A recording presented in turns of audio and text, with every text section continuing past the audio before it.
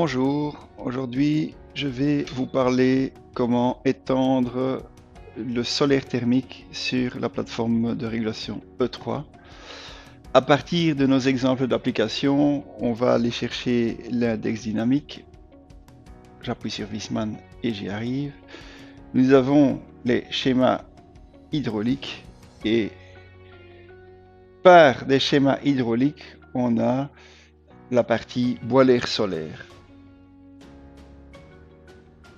La deuxième variante, c'est deux boilers en série. C'est la même chose que dit précédemment. La différence est qu'on va voir deux boilers accordés en série. Le circulateur qui servait de déstratification pour le boiler bivalent ici, il va servir de transfert d'énergie du boiler solaire vers l'autre boiler. Et on va donc avoir une mesure qui va se faire au niveau S52.7 et S52.10 pour pouvoir piloter ce transfert d'énergie.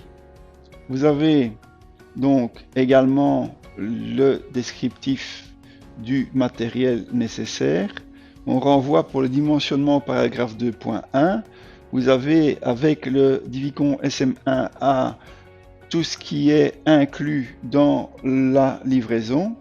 Vous avez, attention, commandé les sondes 7 et 10, c'est-à-dire les sondes qui sont ici 7 et 10 et qui permettent la commande du circulateur T44.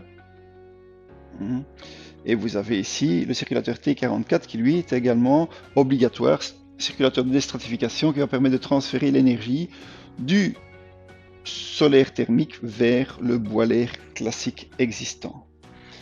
Vous avez également la possibilité ou la nécessité de rajouter un Aquasta Limit S52 24 qui est en série avec la pompe solaire et il est obligatoire à partir du moment où la capacité du boiler divisée par la surface des panneaux est inférieure ou égale à 40 litres par mètre carré. Vous avez là la possibilité et le numéro de commande. Au niveau du raccordement, côté tableau de bord de la chaudière, toujours à droite, tout ce qui est très basse tension, à gauche le 230 volts. Vous avez entre 1 et 2 la sonde extérieure, entre 3 et 4 la sonde du boiler. Quel boiler? Ici, le boiler ici, où vous voyez la sonde du boiler classique G02, c'est-à-dire le tableau de la chaudière entre 3 et 4.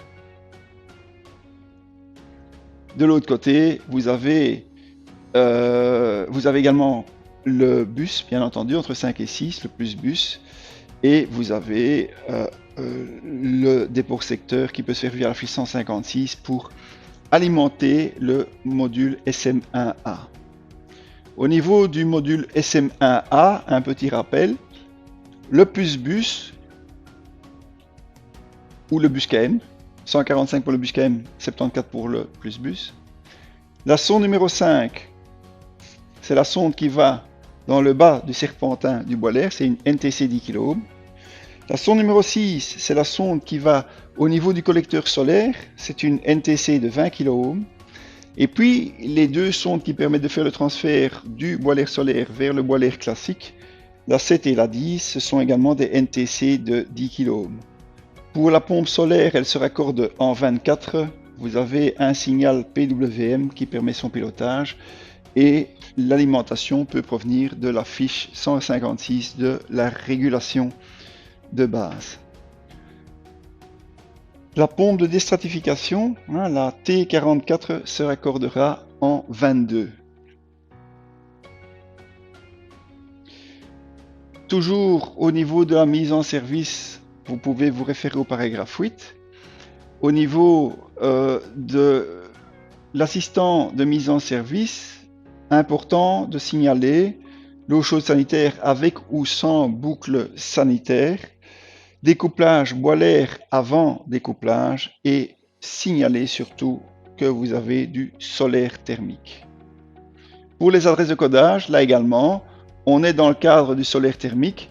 Très important, l'adresse 950.0 régler, en tout cas indiquer la valeur du débit volumique solaire à la vitesse maximum du circulateur solaire, la température maximum de stockage de l'énergie solaire, la température maximum des capteurs Thermoprotect qui est de 150 degrés, la consigne de température pour l'interdiction de chauffage pour éviter que la chaudière ne renvoie de l'énergie thermique alors que ce n'est pas nécessaire, et là, l'adresse 1492 0, différentiel d'enclenchement de la pompe du circulateur qui est entre les deux boilers, et 1492.1, différentiel de température d'arrêt du circulateur.